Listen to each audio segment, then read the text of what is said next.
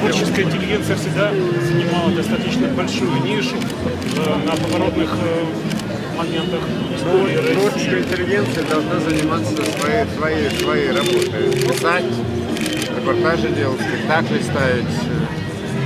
Вот, знаете, не надо, мне кажется, быть поэтом в России быть больше, чем поэтом. Ну, иногда поэт может разбудить спящую Россию. Это правда, это правда.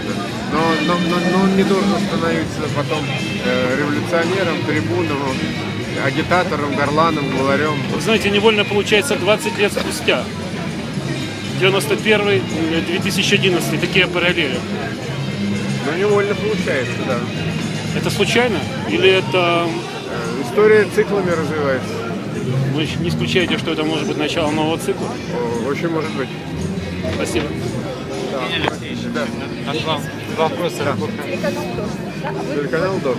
Да. Да. Заканчиваем. Вы можете к нам приехать Меня на 9 часов. на 9? Меня звали на 9. Я вот просто приеду. Интересно, на сколько? Да, зовем на 9. Вы Хорошо. подтверждаете. Всё. Да, ну я же еще так подтвердил. Евгений Алексеевич, Да. вопрос. Инициатива Медведева по общественному телевидению. Готовы ли вы как-то поучаствовать?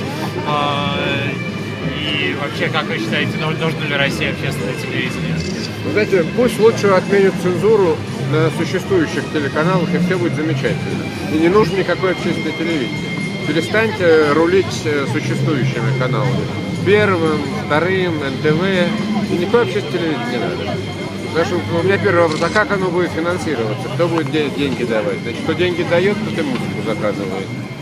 Как оно будет управляться? Какой будет механизм отделения там, власти от этого самого общественного телевидения? И потом, знаете, вот все, что говорит Медведев хромая утка, извините меня. Легитимность всех заявлений, с которыми он выступает, мне представляется чрезвычайно сомнительной.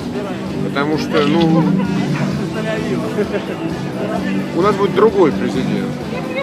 Надеюсь, что не хотелось бы, что не Путин, но, видимо, все-таки Путин. И я с трудом себе представляю, как Владимир Владимирович будет исполнять заветы Дмитрия Анатольевича. Как правильно сказал сегодня кто-то, я не верю в то, что людоед там, в одночасье станет вегетарианцем. Вот чего они там 12 лет шашки тупили, уничтожая гражданские свободы, в том числе свободу независимой прессы. Но все-таки это начало конца.